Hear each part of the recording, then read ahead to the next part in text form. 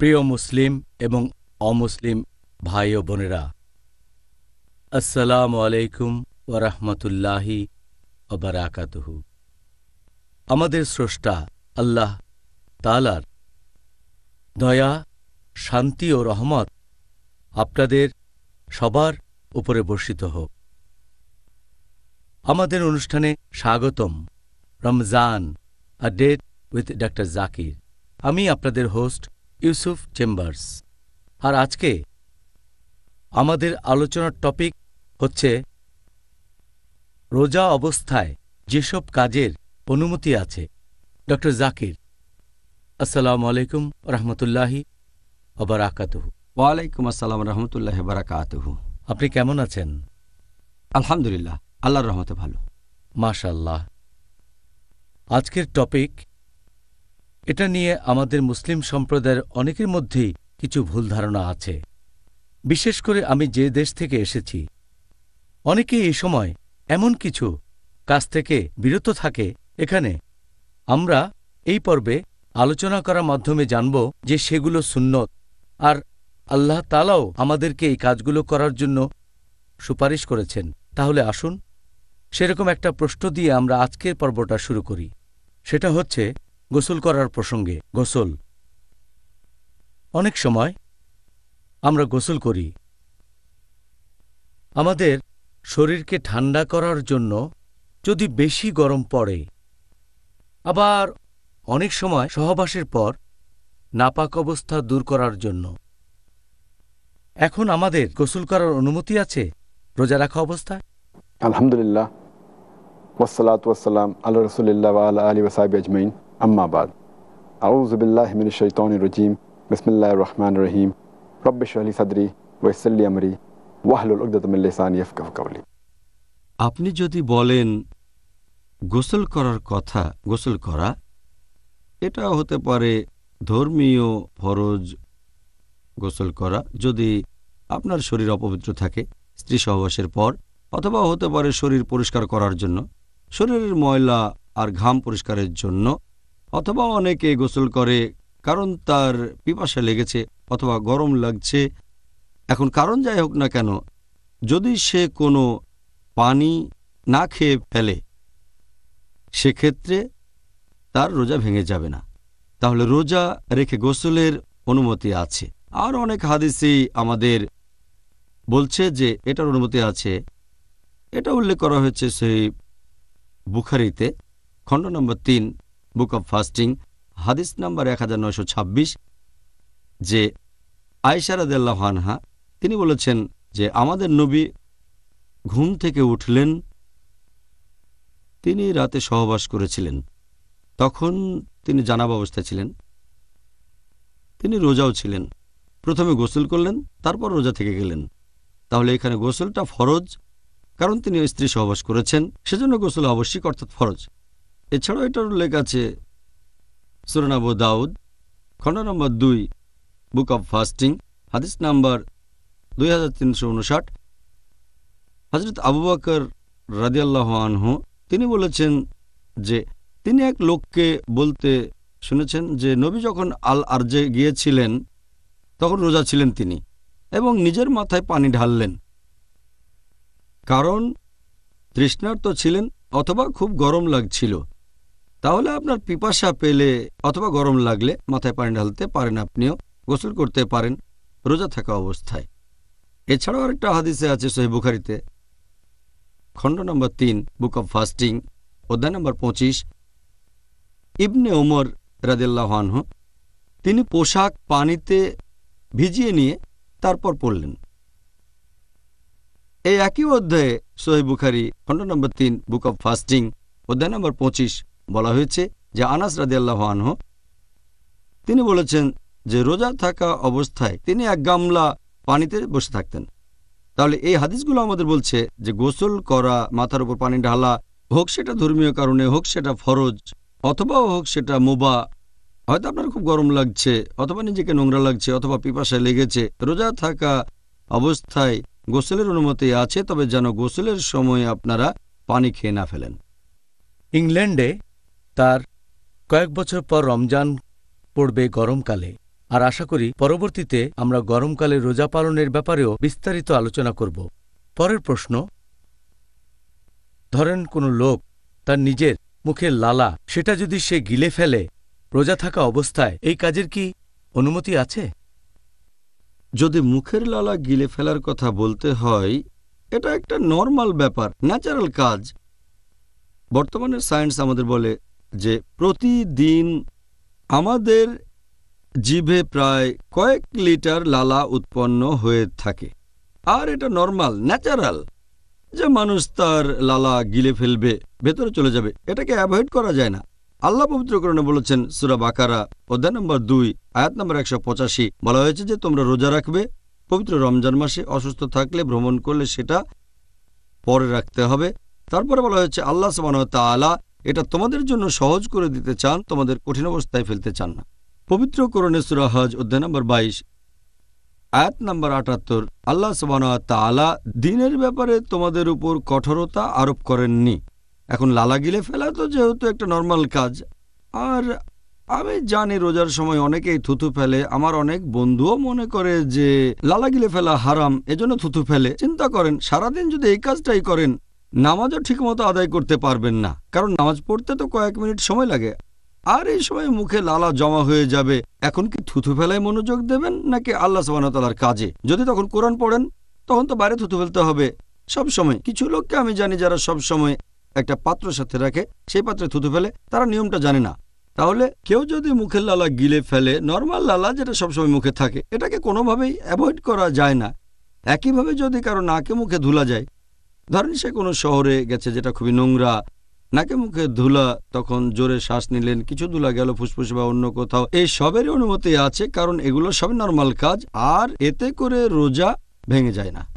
পানি দিয়ে মুখ আর নাক পরিষ্কার করার অনুমতি কি আছে? অনেকে হয়তো মুখের ভেতর পানি নিয়ে কুলি করছে, এটা করছে হয়তো অজুর সময়, এই কাজের কি অনুমতি আছে? মুখের ভেতরে পানি দেওয়ার কথা যদি বলেন, অথবা মুখে পানি নিয়ে গার্গল করা, অথবা নাকের ভেতরে পানি দেয়া, হতে পারে তার গরম লাগছে বেশি, অথবা সে অজু করছে, এটার অনুমতি আছে, কারণ এটা শরীরের ভেতরে যাচ্ছে না। আর পানি যদি শরীরের ভেতরে না যায়, যদি পানি গিলে না ফেলেন, অনুমতি আছে। আর অজুর সময় অবশ্যই গার্গল করতে হবে, পানি মুখে দিয়ে কুলি করতে হবে। আর এই অজু করা হলো ফরজ নামাজ পড়ার আগে। রোজা অবস্থায় আপনি নামাজ পড়বেন, অজু করতে হবে, তাহলে এটা নিষিদ্ধ হবে কেন? এখন কেউ যদি মুখের ভেতরে পানি দেয়, অজুর সময় গার্গল করে বা অন্য কিছু, সে খেয়াল রাখবে যেন পানি গিলে না ফেলে। আর যখন সে নাকে পানি দেয়, কিছু লোক মনে করে যে এতে রোজা ভেঙে যায়, এটার ভিত্তি একটা হাদিস, আর এজন্যই তারা অজুর সময় নাকের মাথায় একটু পানি দেয়, ভেতরে পানি দেয় না। কারণ একটা হাদিস আমাদের নবী মুহাম্মদ সাল্লাল্লাহু আলাইহি ওয়াসাল্লামের, আমাদের নবী বলেছেন, এই হাদিসটার উল্লেখ আছে সুনান আবু দাউদ খণ্ড নম্বর 2 বুক অব ফাস্টিং হাদিস নম্বর 2360। আমাদের নবী বলেছেন, তোমরা অজুর সময় নাকে প্রচুর পানি দেবে, শুধু রোজার সময় বাদে। তার মানে নবী বলেছেন অজুর সময় নাকে বেশি করে পানি দিতে হবে, শুধুমাত্র রোজার সময় বাদে। তার মানে যদি নাক দিয়ে পানি গলা থেকে পেটে চলে যায়, তাহলে রোজাটা তখন ভেঙে যাবে। তার মানে এই না যে নাকের ভেতরে পানি দেয়া নিষিদ্ধ। এমনিতে যদি পানি দেন, সাধারণত গলার ভেতরে যায় না, যদি বেশি করে পানি দেন তাহলেও ভেতরে যাবে না, তবে যেতে পারে। তাই সাবধান করে দেওয়া হয়েছে যে রোজা থাকা অবস্থায় নাকে বেশি পানি দিও না, অন্য সময় বেশি দেওয়া যাবে। এই হাদিস প্রমাণ করে নাকের ভেতরে পানি দেওয়ার অনুমতি আছে, তবে সাবধান থাকবেন, নাক দিয়ে যেন বেশি পানি নেবেন না, তাহলে গলায় পানি চলে যেতে পারে, গলা থেকে পেটে চলে যেতে পারে। অজুর সময় মুখ দিয়ে বা নাক দিয়ে এমন হলে রোজাটা ভেঙে যাবে। তবে অনিচ্ছাকৃতভাবে অজু করার সময় বা গার্গল করার সময় যদি ভেতরে পানি চলে যায়, ইনশাল্লাহ আল্লাহ আপনাকে ক্ষমা করবেন, কারণ এটা অনিচ্ছাকৃতভাবে। আচ্ছা, তাহলে এখানে নিয়তটাই হলো গুরুত্বপূর্ণ। হ্যাঁ, আমাদের স্রষ্টা আল্লাহ সুবহানাহু ওয়া তাআলার সন্তুষ্টি অর্জন করা। এখন আমি এটা জানি যে আমাদের গত পর্বে আমরা এই প্রশ্নগুলো নিয়ে আলোচনা করেছিলাম, তবে আজকের টপিক নিয়ে বিস্তারিত বলতে গেলে এই প্রশ্নগুলোর উত্তর জানা প্রয়োজন। প্রথম প্রশ্ন, যদি কোনো লোক রোজা অবস্থায় অনিচ্ছাকৃতভাবে কিছু খেয়ে ফেলে অথবা পান করে, তাহলে কি রোজা ভেঙে যাবে? অনিচ্ছাকৃতভাবে কেউ যদি কিছু খেয়ে ফেলে বা পান করে, হয়তো সে ভুলে গিয়েছিল, এতে রোজা ভাঙবে না। আর এরকম ঘটনা সাধারণত রমজানের প্রথম দিকে বেশি হয়ে থাকে। মানুষ দৈনন্দিন কাজে অভ্যস্ত থাকে, হঠাৎ করে রমজান আসলো, অনিচ্ছাকৃতভাবে সে রান্নাঘরে গিয়ে পানির বোতলটা নিয়ে পানি খেয়ে ফেলতে পারে। কেউ হয়তো সকালে জগিং করার পরে এসে পানি খায়, এমন হতে পারে। এখন নবী সাল্লাল্লাহু আলাইহি ওয়াসাল্লামের একটা হাদিস অনুযায়ী, এটার উল্লেখ আছে সহিহ বুখারীতে, খণ্ড নাম্বার 3, বুক অব ফাস্টিং, হাদিস নাম্বার 1933। আমাদের নবী মুহাম্মদ সাল্লাল্লাহু আলাইহি ওয়াসাল্লাম বলেছেন, কেউ যদি অনিচ্ছাকৃতভাবে পানাহার করে ফেলে তাহলে তাকে সেদিনে রোজা রাখতে হবে, তার রোজা ভাঙবে না। আর সে যা খেয়েছে বা পান করেছে সেটা আল্লাহ তাআলার তরফ থেকে। তাহলে অনিচ্ছাকৃতভাবে পান করলে রোজা ভেঙে যাবে না, ইচ্ছাকৃতভাবে পান করলে রোজা ভেঙে যাবে। পানি খাওয়ার সময় যদি বুঝতে পারেন, খাবার খাওয়ার সময় মনে পড়লে তখনই বন্ধ করতে হবে। যদি তারপরও খেতে থাকেন তাহলে ধরে নেওয়া হবে যে এটা ইচ্ছাকৃতভাবে আপনি করছেন। যখনই মনে পড়বে বন্ধ করতে হবে। ধরেন আপনার মুখে খাবার মনে পড়লো রোজা, তাহলে ফেলে দিতে হবে। তবে অনিচ্ছাকৃতভাবে কিছু খেলে আল্লাহ ক্ষমা করবেন। এরকম অবস্থা হলে কি হবে? যে মনে করেন একজন কিছু খেয়ে ফেলল, আর হয়তো 15-20 মিনিট পরে হঠাৎ সে বুঝতে পারল। সত্যি বলতে এরকম বেশ কয়েকবার আমার নিজের বেলাতেও হয়েছে। হঠাৎ বুঝতে পারলাম, সুবহানাল্লাহ, আমি তো খাবার খেয়েছি, আমি কি বোকা? এই অবস্থায় কি করব? এই হাদিস বলছে যে যা পানাহার করেছে সেটা আল্লাহর তরফ থেকে এসেছে, আল্লাহকে ধন্যবাদ দেবেন। তবে এই কাজটা অনিচ্ছাকৃতভাবে হতে হবে।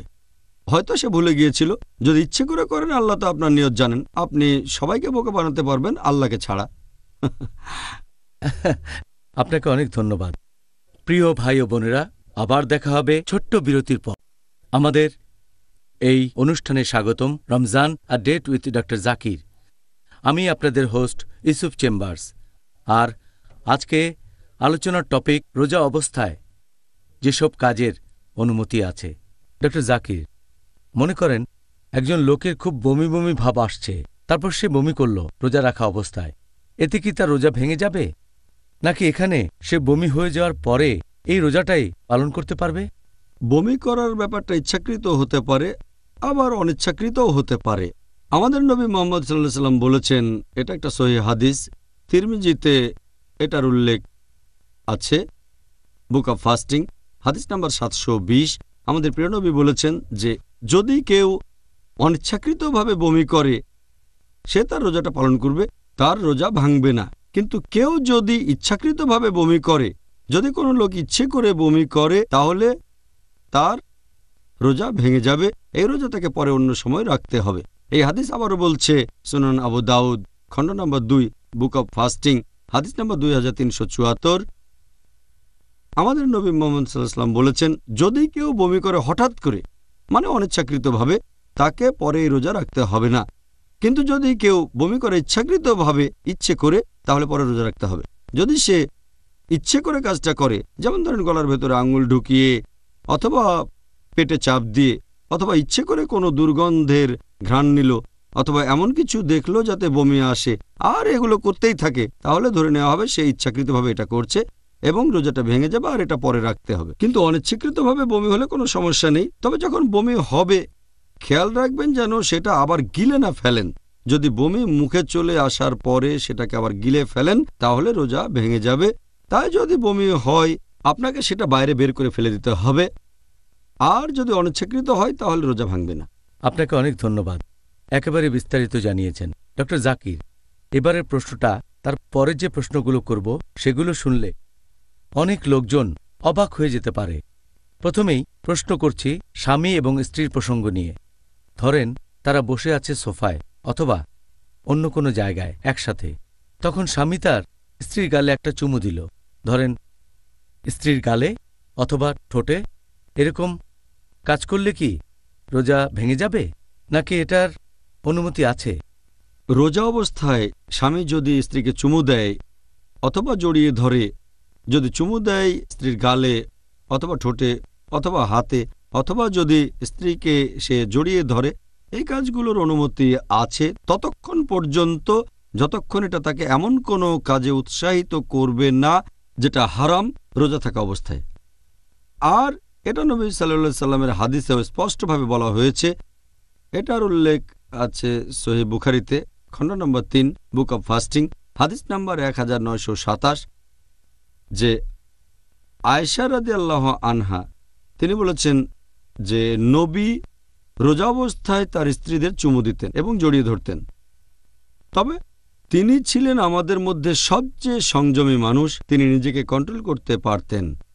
একইভাবে এটা উল্লেখ আছে সুনান আবু দাউদ, খণ্ড নম্বর 2, হাদিস নাম্বার 2379, যে ওমর রাদিয়াল্লাহু আনহু একবার রোজা অবস্থায় তিনি স্ত্রীকে চুমু দিয়েছেন। তারপরেই তার অনুশোচনা হলো, নবীর কাছে গিয়ে তিনি বললেন যে, হে নবী, আমি আল্লাহ এবং আপনার বিরুদ্ধে গুনাহ করেছি। তখন নবী বললেন, তুমি কি করেছ? তিনি বললেন, রোজা অবস্থায় স্ত্রীকে চুমু দিয়েছি আমি। নবী বললেন, অজুর সময় যখন তুমি গার্গল করো, মুখে পানি দিয়ে কুলি করো, তাতে কি রোজা ভেঙে যায়? তখন ওমর রাদিয়াল্লাহু আনহু বললেন, না। তাহলে চিন্তা করো না। তার মানে আপনি স্ত্রীকে চুমু দিতে বা জড়িয়ে ধরতে পারেন। এছাড়াও আরেকটা হাদিস যেটার উল্লেখ আছে মাসনাদ আহমদ, খণ্ড নম্বর 2, হাদিস নম্বর 6739, একজন সাহাবা বর্ণনা দিয়েছেন, একজন যুবক নবীর কাছে এসে জিজ্ঞেস করল যে, হে নবী, আমি রোজা থাকা অবস্থায় কি আমার স্ত্রীকে চুমু দিতে পারবো? নবী উত্তরে বললেন, না। কিছুক্ষণ পরে নবীর কাছে একজন বৃদ্ধ লোক আসলো আর জিজ্ঞেস করল, আমি কি রোজা থাকা অবস্থায় স্ত্রীকে চুমু দিতে পারবো? নবী বললেন, হ্যাঁ। তখন সাহাবীগণ ভাবতে লাগলেন যে উত্তর দুটো আলাদা হয়ে গেল কেন। নবী তাদের বললেন যে এই লোক নিজেকে সামলাতে পারবে। এখানে নিয়মটা হচ্ছে, যদি কেউ জানে যে স্ত্রীকে চুমু দেয়া বা জড়িয়ে ধরার পর সে নিজেকে কন্ট্রোল করতে পারবে, এতে সে এমন কোনো কাজে উৎসাহিত হবে না যাতে রোজা ভেঙে যায়। যেমন ধরেন, সে তখন সহবাসে লিপ্ত হতে পারে অথবা বীর্যস্খলন হতে পারে। যদি নিজেকে কন্ট্রোল করতে পারে, চুমু বা জড়িয়ে ধরার অনুমতি আছে। যদি নিজেকে কন্ট্রোল করতে না পারেন, যদি ভয় পান যে এমন কাজ করে ফেলবেন যাতে রোজাটা ভেঙে যায়, যেমন সহবাস বা বীর্যস্খলন, তখন আপনার জন্য নিষিদ্ধ। এটা করার অনুমতি আছে, তবে পাশাপাশি ইসলামিক হেলথ ওয়ার্নিংও দেওয়া হয়েছে। আচ্ছা, এবারের প্রশ্ন আগের প্রশ্নটার সাথে এটার কোনো সম্পর্ক নেই। একজন পুরুষ মানুষ কি তার স্ত্রীর সাথে রমজান মাসে সহবাস করতে পারবে সন্ধ্যার পরে, মানে রোজা রাখা শেষ হওয়ার পরে? প্রথম দিকে যখন মুসলিমদের জন্য রোজা রাখা ফরজ করা হলো, আল্লাহ বলেছেন পবিত্র কোরআনে সূরা বাকারা অধ্যায় নম্বর 2 আয়াত নম্বর 185, রমজান হলো সেই মাস যে মাসে পবিত্র কোরআন নাজিল হয়েছে মানুষের পথের দিশারি হিসেবে এবং সৎপথের স্পষ্ট নিদর্শন ও সত্য মিথ্যের পার্থক্যকারী রূপে। তারপর বলা হয়েছে যে যারা এই মাসটা পাবে তারা রোজা রাখবে। তাহলে যখন মুসলিমদের জন্য এই রোজাকে ফরজ করা হলো পুরো রমজান মাস ধরে, প্রথম দিকে নিয়মটা এমন ছিল যে স্ত্রীর কাছে যাওয়া, স্ত্রীর সাথে সহবাস করা পুরো রমজান মাসে নিষিদ্ধ হোক, সেটা দিনের বেলায় অথবা রাতের বেলায়। আর আল কুরতুবীর তাফসিরে এটা উল্লেখ আছে, খণ্ড নম্বর 2, পৃষ্ঠা নম্বর 210, যে উমর রাদিয়াল্লাহু আনহু একবার নবীর সাথে রাতে অনেক সময় ছিলেন, তারপর নবীকে ছেড়ে নিজের বাসায় চলে আসলেন। যখন বাসায় আসলেন তখন তার স্ত্রীর সাথে সহবাসের ইচ্ছে হলো। তিনি সহবাস করলেন। সকালে ঘুম থেকে উঠে খুব লজ্জা পেলেন এবং নবীর কাছে গিয়ে বললেন, আমি আল্লাহ এবং আপনার সাথে অন্যায় করেছি। নবী তখন বললেন, কেন? কারণ আমি স্ত্রীর সাথে সহবাস করেছি।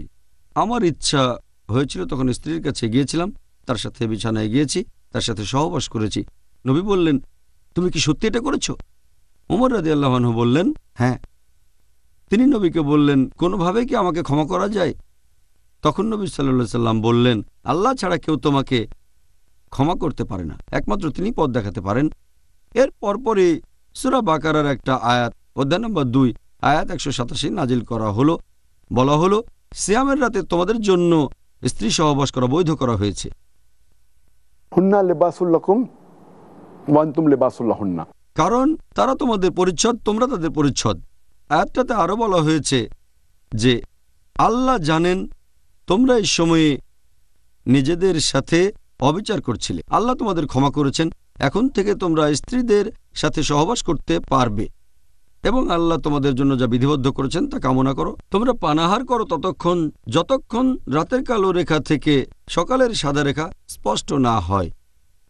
তারপর সিয়াম পূর্ণ করো সূর্যাস্ত পর্যন্ত, রাত না হওয়া পর্যন্ত। তাহলে আয়াতটা যখন নাজিল হলো সূরা বাকারা অধ্যায় 2 আয়াত 187, সেই সময় থেকে রমজান মাসে রাতের বেলায় মুসলিমদের জন্য স্ত্রী সহবাস করা বৈধ হয়ে গেল। তাহলে এখনকার নিয়মটা হচ্ছে আপনি স্ত্রীর সাথে সহবাস বা যৌন সম্ভোগ করতে পারবেন না দিনের বেলায়, যে সময় আকাশে ভোরের আলো ফোটে, তার মানে ফজরের ওয়াক্ত থেকে সূর্যাস্ত পর্যন্ত। তবে সূর্য ডোবার পরের সময় থেকে ভোর হওয়ার ঠিক আগে পর্যন্ত ফজরের নামাজের আগে স্ত্রী সহবাস করতে পারবেন, এটা বৈধ, এতে কোনো সমস্যা নেই। খুব সুন্দর। এই ব্যাপারটা আপনি আগেও বলেছিলেন যখন আমরা রমজানের ইতিহাস নিয়ে আলোচনা করেছিলাম। হ্যাঁ, আর যাই হোক, আবার বলা আমাদের জন্য ভালো হলো। ইসলাম ধর্মের বিভিন্ন দিকগুলো এরকম একে অন্যের সাথে সম্পর্কিত। আপনার জন্যে এবারের প্রশ্ন, যে ধরেন একজন লোকের স্বপ্নদোষ হয়েছে দিনের বেলায় আর রোজা থাকা অবস্থায়, এতে করে কি তার রোজা ভেঙে যাবে নাকি এটার অনুমতি আছে? রোজা অবস্থায় দিনের বেলায় কারো স্বপ্নদোষ হলে নিয়মটা কি? যদি রোজা থাকা অবস্থায় কারো দিনের বেলায় স্বপ্নদোষ হয়, হয়তো ফজরের নামাজ পড়ে ঘুমিয়েছে, তারপরে স্বপ্নদোষ হলো, এটা হচ্ছে অনিচ্ছাকৃত। যদি কারো স্বপ্নদোষ হয় এবং বীর্যস্খলন হয়, যেটা অনিচ্ছাকৃত, এজন্য তাকে কোনো দোষ দেয়া যাবে না। তাহলে এক্ষেত্রে যেহেতু এটা অনিচ্ছাকৃত, অবশ্যই তার রোজা ভাঙবে না আর সে রোজা সম্পূর্ণ করবে। এ সময় তাকে যে পরামর্শটা দেয়া যায় সেটা হলো তাকে যত তাড়াতাড়ি সম্ভব গোসল করে নিতে হবে, যাতে করে সে পরে নামাজ পড়তে পারে। বাহ, খুব সুন্দর। আপনি একেবারে সহজ করে বললেন, আপনাকে ধন্যবাদ। পরের প্রশ্ন, এটা আগের প্রশ্নটার সাথে সম্পর্কিত। রোজা থাকার সময় সহবাসজনিত নাপাক অবস্থায় থাকার অনুমতি কি আছে? একজন মানুষ সহবাসজনিত নাপাক অবস্থায় থাকতে পারে কি না, এটা ডিপেন্ড করে যদি এ সময়ে রোজা ভাঙার মতো কোনো কাজ সে না করে। যেমন ধরেন, এটা আছে আমাদের নবী সাল্লাল্লাহু আলাইহি ওয়াসাল্লামের একটা হাদিসে বলা হয়েছে, সহিহ মুসলিমে খণ্ড নম্বর 2 হাদিস নম্বর 2453। এখানে বলা হয়েছে যে উম্মে সালমা রাদিয়াল্লাহু আনহা, আমাদের নবীর স্ত্রী, তিনি বলেছেন যে আমাদের নবী যখন ঘুম থেকে উঠলেন তখন সহবাসজনিত নাপাক অবস্থায় ছিলেন, সহবাসজনিত নাপাক কিন্তু রোজা ছিলেন। তারপর তিনি গোসল করলেন এবং রোজাও রাখলেন। এছাড়া এই একই রকম কথা আছে সহিহ বুখারীতে খণ্ড নম্বর 3 বুক অব ফাস্টিং হাদিস নাম্বার 1925। এই হাদিসও বর্ণনা দিয়েছেন নবীর স্ত্রী উম্মে সালমা রাদিয়াল্লাহু আনহা এবং হযরত আয়েশা রাদিয়াল্লাহু আনহা, তারা দুজনে নবীর স্ত্রী। তারা বলেছেন যে নবী যখন সকালে ঘুম থেকে উঠতেন, যখন তিনি সহবাসের কারণে নাপাক থাকতেন, কারণ আগের রাতে তিনি স্ত্রীর সাথে সহবাস করেছেন, এটা স্বপ্নদোষের কারণে হয়নি, কিন্তু তিনি সকালে গোসল করে রোজা রাখতেন। এই রোজা তিনি কখনোই পরে রাখতেন না। এটাই প্রমাণ করে যে জানাবা অবস্থায় থাকা সহবাসজনিত অপবিত্রতা, সহবাসজনিত নাপাক, এতে রোজা ভেঙে যায় না। যদি এই সময়কার স্বপ্নদোষ হয় তাহলেও তার রোজা ভাঙবে না। শুধু একটা ব্যাপার খেয়াল রাখতে হবে, এই অবস্থায় যত তাড়াতাড়ি সম্ভব গোসল করে নিতে হবে। যদি সকালে ঘুম ভাঙে ভোর হওয়ার পরে, আর যদি সহবাসজনিত অপবিত্রতা থাকে, তখন তাড়াতাড়ি গোসল করে নিতে হবে যাতে করে ফজরের নামাজটা আদায় করা যায়।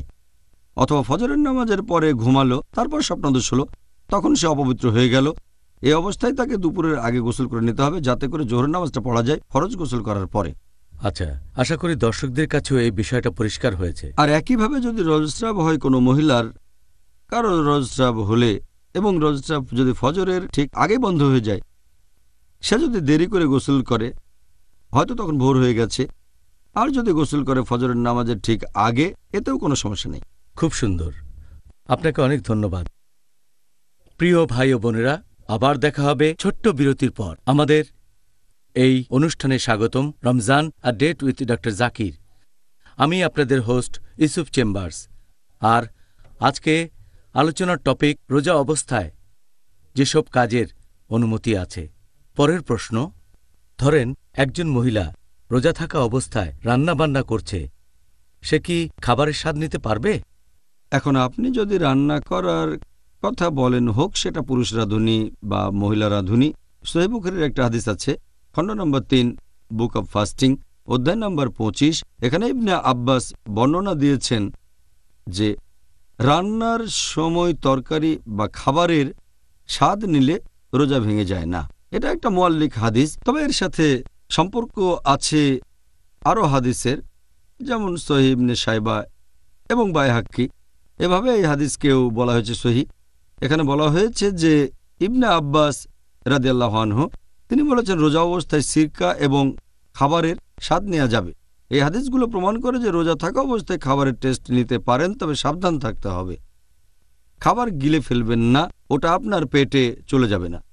আর এই কারণেই বিশেষজ্ঞগণ বলেন যে কাজটা প্রয়োজন হলে করবেন, তা না হলে বাদ। যেমন ধরেন ইমাম আহমদ ইবনে হাম্বল তিনি বলেছেন খাবারের স্বাদ নেওয়াটা মাকরু যদি না এটা আবশ্যক হয়। এরপর শেখ ইবনে তাইমিয়া তিনি বলেছেন যে এটা মাকরু যদি না প্রয়োজন থাকে। আর যখন এভাবে খাবারের স্বাদ নেওয়া প্রয়োজন হবে তখন নিজের জিহ্বার সামনে রাখবেন যাতে বুঝতে পারেন যে সেই খাবারটা মিষ্টি নাকি ওটা নোনতা স্বাদ। তারপর খাবার ফেলে দেবেন, গিলে ফেলবেন না। এটা করলে রোজা ভাঙবে না। অথবা যদি কোনো মা খাবার খাওয়াতে চায় বাচ্চাকে, অনেক সময় খাবারটা চিবিয়ে দিতে হয়, এখানে মা সেই খাবারটা চিবিয়ে সে বাচ্চাকে দিতে পারেন। তবে মাকে সাবধান থাকতে হবে যেন খাবারটা না খেয়ে ফেলেন, গিলে না ফেলেন। এই ধরনের পরিস্থিতিতে খাবারের স্বাদ নেওয়ার অনুমতি আছে, তবে প্রয়োজন ছাড়া নয়। যেমন অনেক ক্ষুধা লেগেছে সেজন্য স্বাদ নিলেন, এটা মাকরু, যদিও সেই রোজা ভাঙবে না। মাকরু মানে না করলেই ভালো, এতে রোজা ভাঙবে না। তবে যদি প্রয়োজন থাকে স্বাদ নেবেন আর সাবধান থাকবেন যেন গলা দিয়ে নেমে না যায়, গিলে না ফেলেন। স্বাদ নেওয়ার পর মুখ থেকে ফেলে দেবেন। আচ্ছা, আমার ভালো লাগছে যে আপনি আমাকে কিছুটা শুধরে দিলেন যে শুধু মহিলারা নয়, আর আমরা জানি যে পুরুষরাও রান্না করে, তাদেরকেও এই ব্যাপারে উৎসাহিত করা উচিত। ডক্টর জাকির, এবারের প্রশ্নটা চোখে অ্যালকোহল দেওয়া, তার মানে কালো সুরমা। আমরা জানি এটা একটা সুন্নত, আমাদের নবী মুহাম্মদ সাল্লাল্লাহু আলাইহি সাল্লামের একটি সুন্নত, আল্লাহ তাকে শান্তিতে রাখুন। আর রোজা অবস্থায় চোখে অ্যালকোহল দেওয়ার অনুমতি কি আছে? চোখে অ্যালকোহল দেওয়ার কথা যদি বলেন, আমাদের ভারতীয় উপমহাদেশে বলা হয় সুরমা অথবা কালো আইলাইনার। এটা আমাদের নবীর সুন্নত। আর আমরা একটা হাদিস থেকে পাই যে হযরত আনাস রাদিয়াল্লাহু আনহু নবীর সাথে থাকতেন, তার খাবার রান্না করতেন আর তিনি চোখে অ্যালকোহল দিতেন। নবী কখনোই তাকে বারণ করেননি, রোজার সময়ও তিনি চোখে দিতেন। এতেই প্রমাণ হয় চোখে সুরমা দিলে রোজা ভেঙে যায় না, এটার অনুমতি আছে।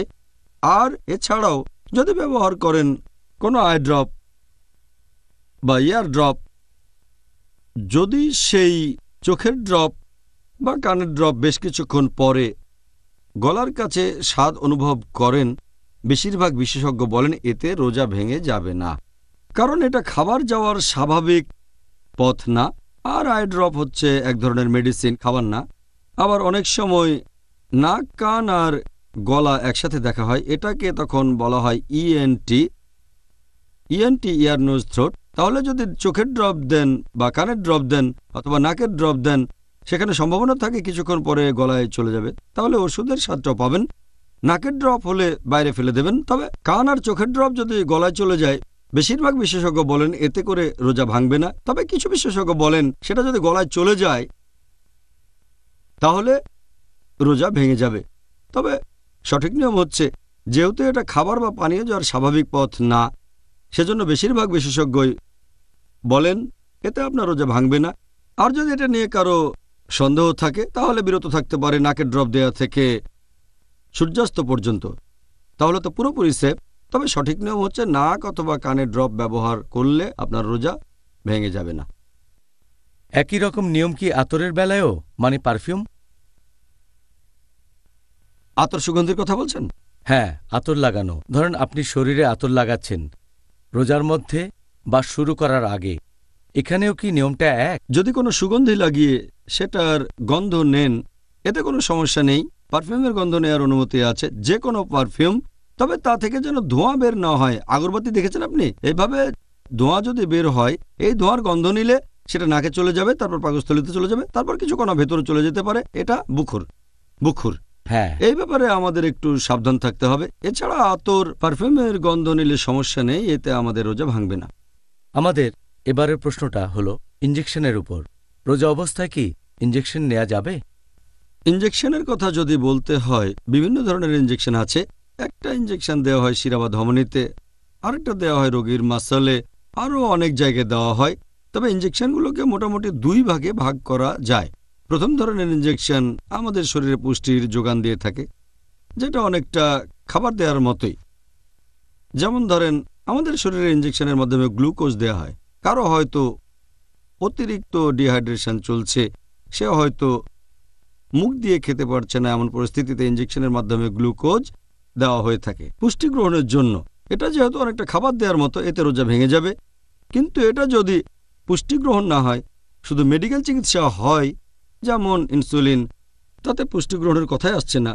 অথবা হতে পারে পেনিসিলিন। এই ধরনের মেডিকেল চিকিৎসা শরীরে কোনো পুষ্টির যোগান দেয় না। যেহেতু এগুলো খাবার না, এই ওষুধগুলো দিনের বেলায় দেয়া যেতে পারে, এতে রোজা ভাঙবে না। যদিও অনেক বিশেষজ্ঞ বলেন যে এটা মাকরু না করলে ভালো, সূর্য ডোবার পরে ওষুধ নেওয়াটাই আসলে সবচেয়ে উত্তম।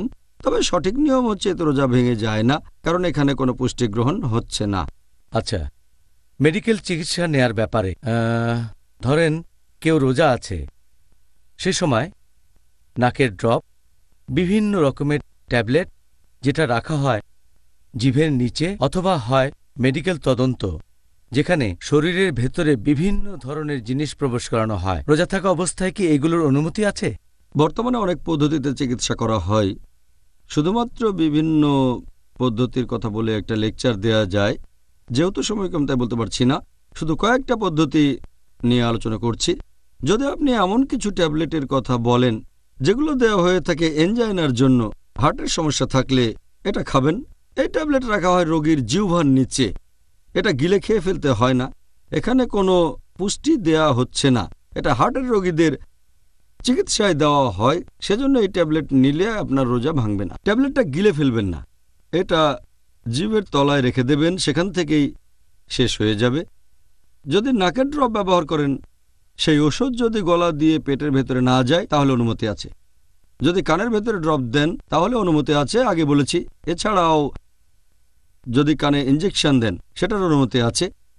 এরপর যদি কোনো পরীক্ষার কথা বলেন, গোপনাঙ্গে কিছু প্রবেশ করানো হয়, হতে পারে সেটা আঙ্গুল অথবা কোনো যন্ত্রপাতি, এটার অনুমতি আছে। অথবা যদি ট্রিটমেন্টের জন্য গোপনাঙ্গে কোনো কিছু প্রবেশ করান, কোনো ধরনের ধরেন ডুশ অথবা কোনো যন্ত্রপাতি, এর অনুমতি আছে।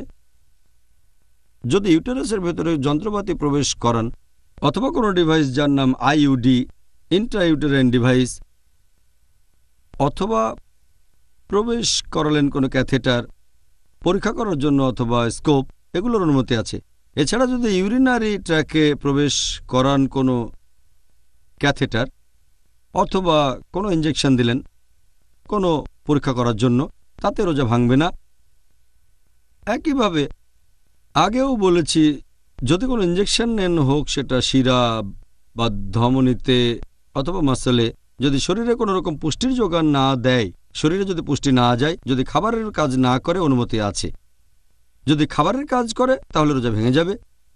এরপরে যদি শরীর থেকে সামান্য রক্ত নেন টেস্টের জন্য, এতে আপনার রোজা ভাঙবে না। আর যদি কোনো রকম ক্রিম মাখেন, হয়তো সেটা কোনো লোশন অথবা অয়েন্টমেন্ট স্কিনে লাগালেন, সেটা স্কিনের সাথে মিশে গেল, এরকম হলেও আপনার রোজা ভাঙবে না, এটা করার অনুমতি আছে।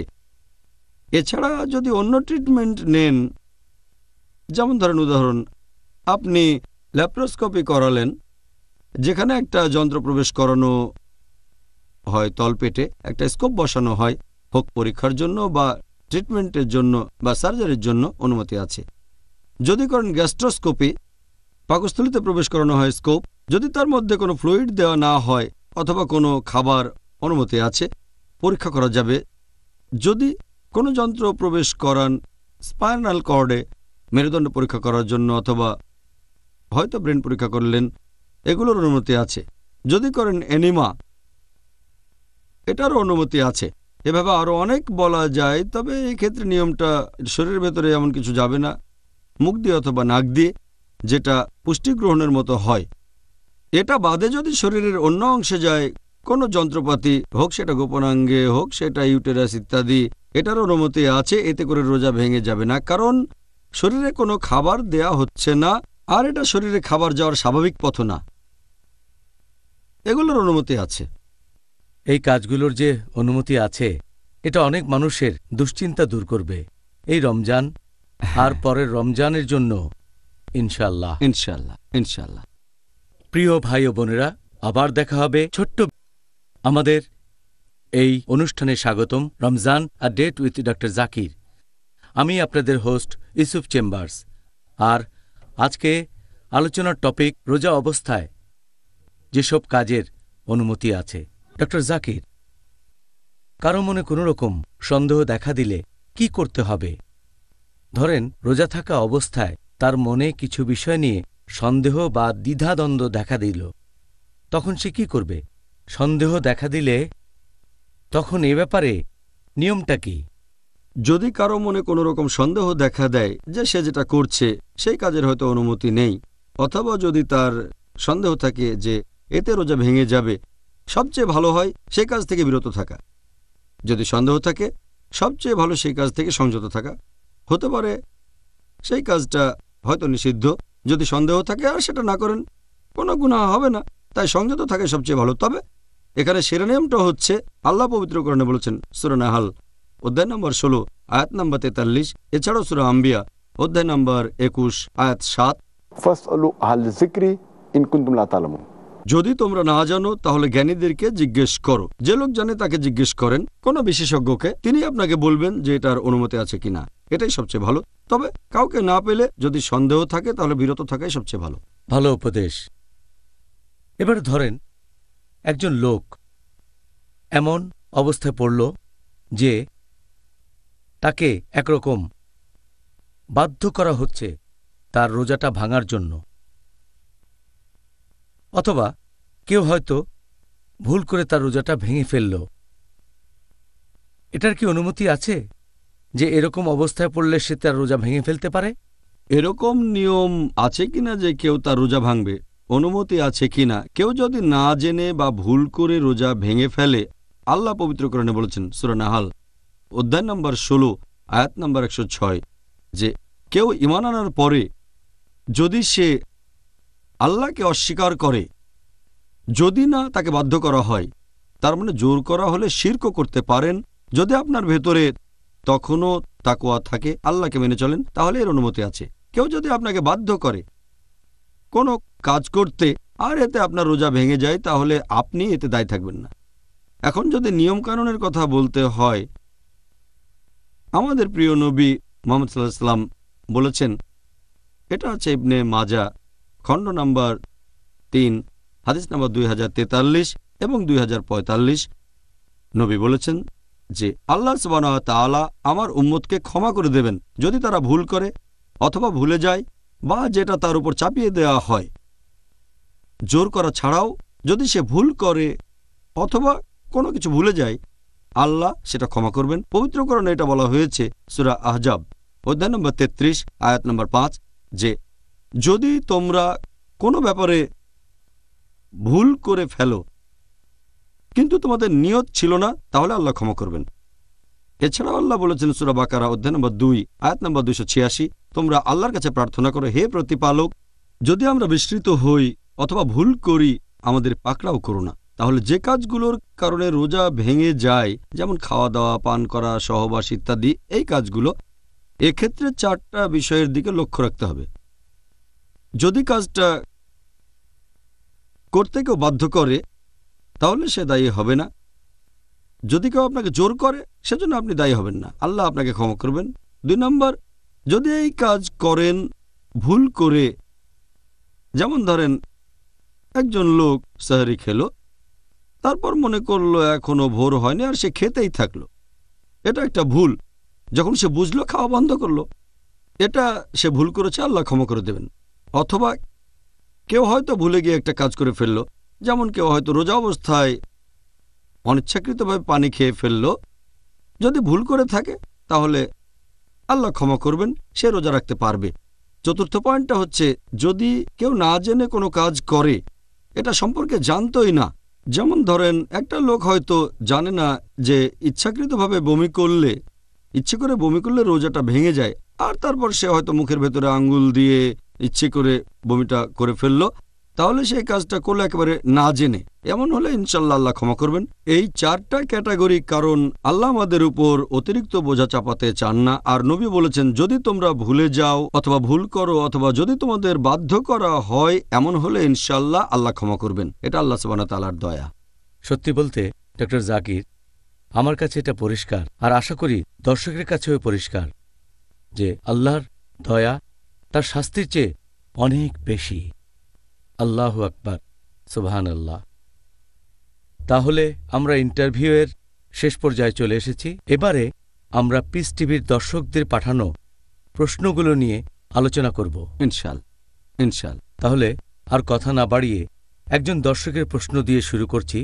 ধরেন একজন লোক অ্যাজমা রোগে ভুগছে, অ্যাজমা, তখন সে কি রোজা রাখা অবস্থায় চিকিৎসা নিতে পারে, যেমন অক্সিজেন, ভ্যাপোরাইজার বা বিভিন্ন রকমের ট্যাবলেট? যদি কোনো লোক অ্যাজমার জন্য চিকিৎসা নিয়ে থাকে, অ্যাজমা বা হাঁপানির রোগীরা বিভিন্ন রকমের চিকিৎসা নিয়ে থাকে, হতে পারে পাফার, হতে পারে অক্সিজেন অথবা ভ্যাপোরাইজার, এছাড়াও হতে পারে ট্যাবলেট বা ক্যাপসুল। এক কথায়, যদি কেউ পাফার ব্যবহার করে, তখন সেখান থেকে গ্যাস চলে যায় ফুসফুসে, ফুসফুসে আকারে বড় হয়। এতে রোজা ভাঙবে না, কারণ এটা তো শুধু গ্যাস ফুসফুসে যাচ্ছে, এটা কোনো খাবার না, আর পাকস্থলীতেও যাচ্ছে না, এটা শুধুমাত্র গ্যাস, সেজন্য এতে রোজা ভাঙবে না যদি কেউ পাফার ব্যবহার করে। এরপর যদি অক্সিজেনের কথা বলেন, এটা ফুসফুসের ভেতরে চলে যায় আবার বেরিয়ে আসে, এভাবে ফুসফুসে অক্সিজেন নিলে রোজা ভেঙে যাবে না, রোজা বাতিল হয়ে যাবে না। কিন্তু যদি ভ্যাপোরাইজারের কথা বলেন, এই চিকিৎসা অনেক রকমের হতে পারে, সেটা হতে পারে তরল অথবা কোনো গ্যাস অথবা কোনো কিছুর দানা, আর এই ওষুধ রাখা হয় একটা পাত্রে, তারপর বাটনে চাপ দিলে মেশিনে প্রেসার বাড়ে, তখন সেই প্রেসারে ওষুধ ফুসফুসের ভেতরে চলে যায়, হয়তো যেতে পারে কোনো নল দিয়ে, মাস্কের ভেতর দিয়ে, তবে সেটা যখন ফুসফুসে যায় তখন সম্ভাবনা থাকে যে বেশ কিছু দানা চলে যেতে পারে পাকস্থলীতে। এজন্য বেশিরভাগ বিশেষজ্ঞ বলেন যে অ্যাজমার জন্য ভ্যাপোরাইজার দিয়ে চিকিৎসা নিলে আপনার রোজা ভেঙে যাবে। এরপর যদি ক্যাপসুলের কথা বলতে হয়, এই ক্যাপসুলের ভেতরে ওষুধ থাকে, এতে ওষুধ থাকে পাউডার, উপরে একটা কাভার দেওয়া থাকে, ক্যাপসুলটা একটা পাত্রে রাখা হয়, তারপর প্রেসার দেওয়া হয়, তখন ওষুধটা বেরিয়ে আসে। তবে এতেও রোগীর পাকস্থলীতে চলে যেতে পারে সেই দানাগুলো, তখন ক্যাপসুল দিয়ে অ্যাজমার চিকিৎসা করলেও আপনার রোজা ভেঙে যেতে পারে। অ্যাজমার চিকিৎসা করতে গেলে এই দুটো পদ্ধতির ব্যাপারে অনুমতি আছে, পাফার এবং অক্সিজেন, এই দুটোতে রোজা ভাঙবে না। এবার আরেকজন দর্শকের প্রশ্ন, রোজা থাকা অবস্থায় কি টুথপেস্ট ব্যবহার করার অনুমতি আছে? টুথপেস্ট ব্যবহারের ব্যাপারে বেশিরভাগ বিশেষজ্ঞই বলেন যে টুথপেস্ট ব্যবহারের অনুমতি আছে। শেখ বিন বাজও বলেন, আল্লাহ তাকে রহমত করুন, তিনি বলেছেন পেস্ট আর ব্রাশ দিয়ে দাঁত পরিষ্কার করাটা অনেকটা মেসওয়াকের মতো, আর নবী মেসওয়াকের ব্যবহারে কখনো নিষেধ করেননি। কোনো সমস্যা নেই, এতে রোজা ভাঙবে না। তবে খেয়াল রাখবেন টুথপেস্ট যেন গিলে না ফেলেন, টুথপেস্ট গিলে ফেলাটা নিষিদ্ধ। সেজন্য কিছু বিশেষজ্ঞ বলেন এটা মাকরু, যে টুথপেস্টের স্বাদ ভালো হলে অনেকে হয়তো খেয়ে ফেলতে পারে, সেজন্য অনেক বিশেষজ্ঞ বলেন এটা মাকরু। তবে সঠিক নিয়ম হচ্ছে সাবধান থাকতে হবে যে টুথপেস্ট খেয়ে ফেলবেন না, তাহলে টুথব্রাশ ও পেস্ট ব্যবহার করতে পারেন, এতে আপনার রোজা ভাঙবে না। আচ্ছা, খুব সুন্দর। দর্শকদের কাছ থেকে পরের প্রশ্ন, রোজা অবস্থায় কি থুতু ফেলতে হবে? যখন মুখে পানি নিয়ে কুলি বা গার্গল করি, বিশেষ করে ওজুর সময় কি এটা করতে হবে? সাধারণত যারা রোজা রাখে তাদের অনেকেই ভাবে যে যখন আপনি পানি দিয়ে গার্গল করছেন অথবা মুখে পানি নিয়ে কুলি করছেন তখন থুতু ফেলতে হবে, তা না হলে কিছু পানি পেটে চলে যাবে। তবে সঠিক নিয়মটা হচ্ছে, বেশিরভাগ বিশেষজ্ঞ একমত যে আপনি যখন গার্গল করছেন অথবা কুলি করছেন তখন থুতু ফেলার কোনো দরকার নেই, কোনো প্রয়োজন নেই। এছাড়া যে বিশেষজ্ঞরা বলেন যে থুতু ফেলতেই হবে, সেটা মাত্র একবার। তবে কিছু লোক অনেকবার থুতু ফেলে, আবার অনেকে কাপড় নিয়ে মুখ মুছতে থাকে যে গার্গল করার পরে তারা ভাবে পানিটা পেটে চলে যেতে পারে, যেটা একেবারে অসম্ভব ব্যাপার। আর আমরা যদি নবী মুহাম্মদ সাল্লাল্লাহু সাল্লামের জীবন কাহিনী ভালো করে দেখি, সাহাবীগণের জীবনী দেখি, অনেক সময় তারা পানি খেয়েছেন ফজরের নামাজের ঠিক আগে, তারপর রোজা রাখবেন, যখন ফজরের আজান শুনলেন তখন বন্ধ করলেন। কিন্তু এরকম কখনো শুনিনি যে একজন সাহাবী পানি মুখে নিয়ে আবার ফেলে দিয়েছেন। যদি গার্গল করার সময় থুতু ফেলেন, মানুষজন রোজা শুরু করার আগেই যে গার্গল করে সাহারির শেষ সময় যখন আজান শোনেন, নিশ্চয়ই কোনো হাদিসে কথা বলতো যে সাহাবীগণ থুতু ফেলতেন, তারা খেয়াল রাখতেন পানি যেন গলায় না যায়, এমন হাদিস দেখেনি। আর অজু করার সময় যদি গার্গল করেন অথবা পানি দিয়ে মুখ পরিষ্কার করেন, পানিটা ফেলে দেন ব্যাস। তারপরও যদি থুতু ফেলতে চান, আমার মনে হয় একবার ফেললে যথেষ্ট। থুতু যদি বারবার ফেলতেই থাকেন তাহলে এক পর্যায়ে মুখ শুকিয়ে যাবে। মুখের এই থুথুর বেশিরভাগ অংশই হচ্ছে লালা। আপনার এত কষ্ট করার কোনো প্রয়োজন নেই। এটা জেনে ভালো লাগলো, কারণ রোজা অবস্থায় বারবার থুতু ফেললে তো জীবনটাই কঠিন হয়ে যেত। আপনাকে অনেক ধন্যবাদ ডক্টর জাকির। আজকে আমরা আমাদের অনুষ্ঠানের শেষ পর্যায়ে চলে এসেছি। আর একটা কথা অবশ্যই বলবো, এটা দেখে আমি অবাক হচ্ছি যে অনেক কাজেরই অনুমতি আছে। কারণ আপনি দেখবেন যে আমাদের মুসলিম ভাই বোনদের মধ্যে একটা ধারণা আছে যে ইসলাম সবসময় বলছে না না না, আসলে ইসলাম বলছে হ্যাঁ হ্যাঁ হ্যাঁ। আলহামদুলিল্লাহ, তবে কিছু না, সামান্য কয়েকটা না। তবে আলহামদুলিল্লাহ আমরা অনেক কিছু জানলাম আর যথেষ্ট উপভোগ করলাম, এটা বলতেই হবে। ভাই ও বোনেরা, আমি নিশ্চিত আপনারাও আমার সাথে একমত হবেন। আর আপনাদের অনুরোধ করছি আরও একবার যে আপনাদের বন্ধুদের বলবেন, তারা মুসলিম হতে পারে, অমুসলিমও হতে পারে, তাদের বলবেন আমাদের এই অনুষ্ঠানটা দেখতে। আবারও দেখা হবে আগামীকাল একই সময়ে। আর সেদিন আলোচনার টপিক রোজার সময় যেসব কাজ সুপারিশ আর অনুৎসাহিত করা হয়েছে। আগামীকাল দেখা হবে। আসসালামু আলাইকুম ওয়া রাহমাতুল্লাহি ওয়া বারাকাতুহু।